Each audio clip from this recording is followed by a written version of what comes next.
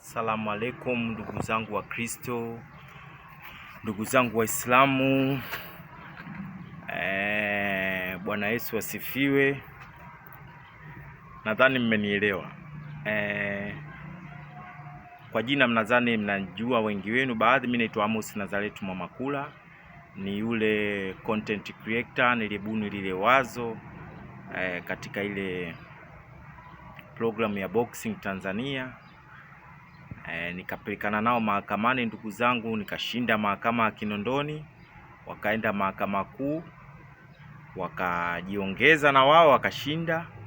Nikakata rufaa mwaka jana, mwaka 2025, lakini hadi dakika hii hatujapata tarehe ya mahakama kuu kwamba tutasikilizwa lini kesi yetu. Ni mwaka huu sasa.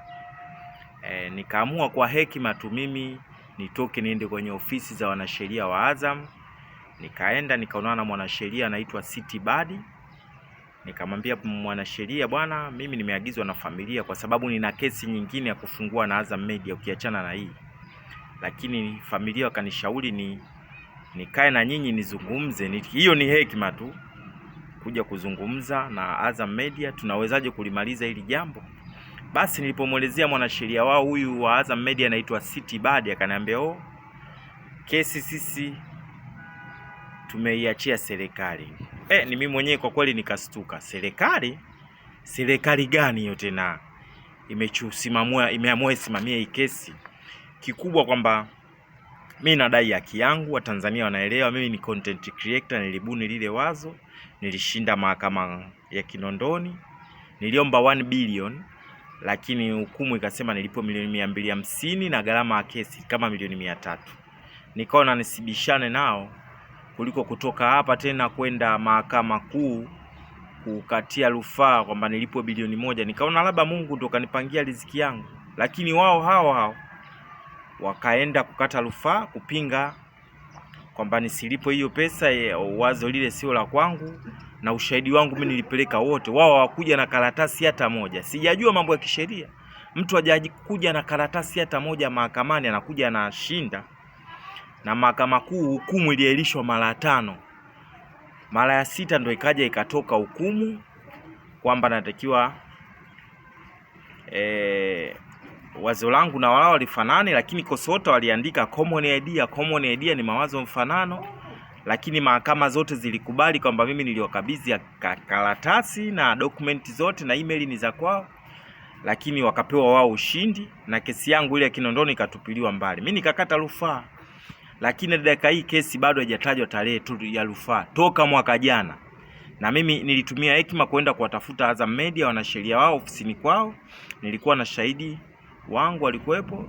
Kwenda akasema kwamba kesi tumewaachia serikali. Sasa nataka kufahamu kitu kimoja. Serikali gani ambayo imeshikilia kesi yangu? Niwaulize wao Azam Media. Serikali gani ambao wameshikilia Azam Media kesi yangu? Bahati nzuri mimi namshukuru Spika wa Bunge Mheshimiwa Zungu, na mheshimu sana, na Ramadhani hii Mungu amsaidie, amtie nguvu. Yes, amjalie afya njema Mheshimiwa Zungu.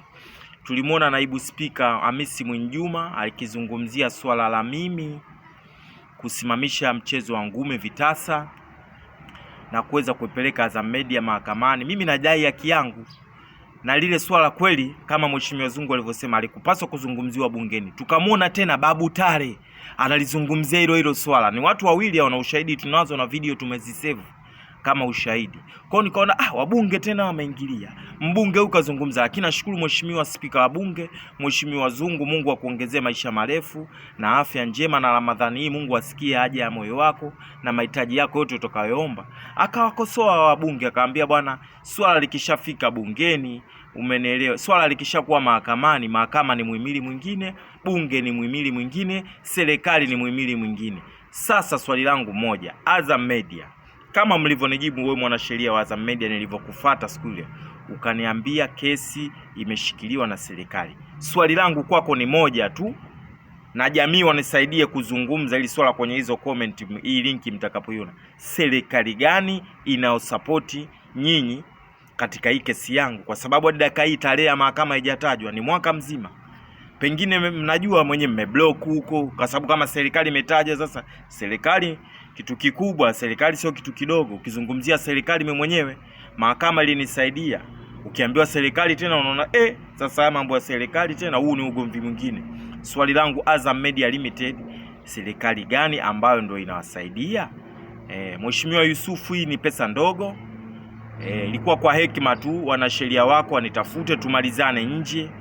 Sasa sijajua hapa kitu gani kinachosababisha yote. Kwa hiyo nimegundua jibu niliopewa na mwanasheria, na Roho Mtakatifu aliniongoza kaonane na mwanasheria.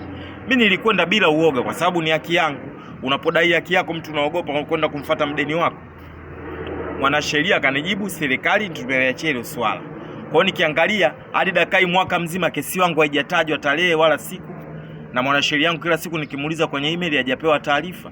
Nataka kujua serikali gani ambayo ina support. Kwa hiyo asante kwa hilo.